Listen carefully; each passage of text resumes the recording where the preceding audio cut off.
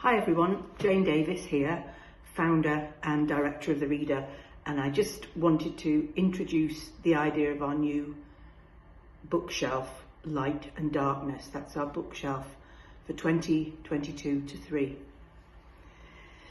The theme of this bookshelf was chosen quite a long time ago by colleagues thinking about what would be happening when we got to 2022.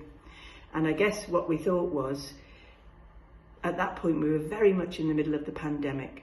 And I think what we thought was, well, by April 2022 we might be coming out of it. And so that's light at the end of the tunnel.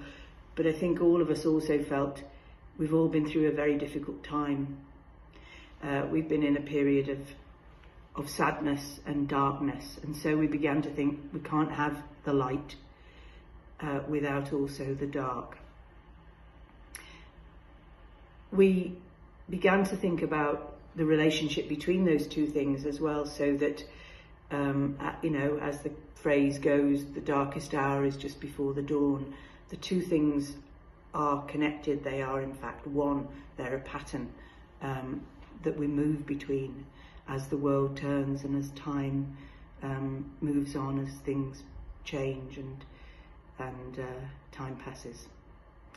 And I guess the final part of the thought that we all had at that point was, though it's really fantastic to welcome the light back, as we always know when spring comes and we're glad for more sunlight and so on, darkness can also be a period where we are renewed, where repair takes place, where in the quiet downtime some other forces are at work, changing and fixing us. So a lot of the choices on our book list are not just about darkness or just about light, but in fact often about the dance between the two of them. And I thought I would read a poem, this poem by Gerard Manley Hopkins, The Candle Indoors, which really gives a kind of very individual account of that movement between darkness and light, and whether the light you see is outside or inside, whether the darkness is inside or outside. Just to say, if you don't know about him, Gerard Manley Hopkins was a Catholic priest, and a lot of his job would be telling people who were in dire straits about the presence of God. Tough time when someone is dying in pain, for example. Tough job. And this poem partly looks at that and partly looks at what's happening to him as he tries to do that tough job. The Candle Indoors. Some candle clear burns somewhere I come by. I muse at how its being puts blissful back with yellowy moisture mild nights blear all black, or to fro tender trambeams truckle at the eye. By that window what task, what fingers ply, I plod, wondering, a-wanting, just for lack of answer, the eagerer a-wanting Jesse or Jack, their God to aggrandize, God to glorify. Come you indoors, come home.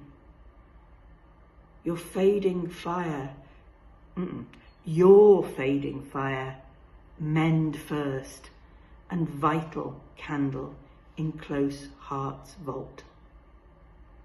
You there are master, do your own desire. What hinders? Are you beam blind, yet to a fault in a neighbour deft-handed? Are you that liar? And cast by conscience out, spend-saver, salt. Maybe spend-saver salt. Hard to read. like all Hopkins poems, tough one, but beautiful to say also, and good to get into that feeling of you're taking God's word to somebody, God to aggrandize, as he says, God to glorify. But what's happening in you, where you are master? Do you do it there? And yet in a neighbour you can spot faults, but can you spot them in yourself? Are you that liar? So there's the candle in someone's house, in his mind, in his insides. Darkness and light. Hope you enjoy the bookshelf.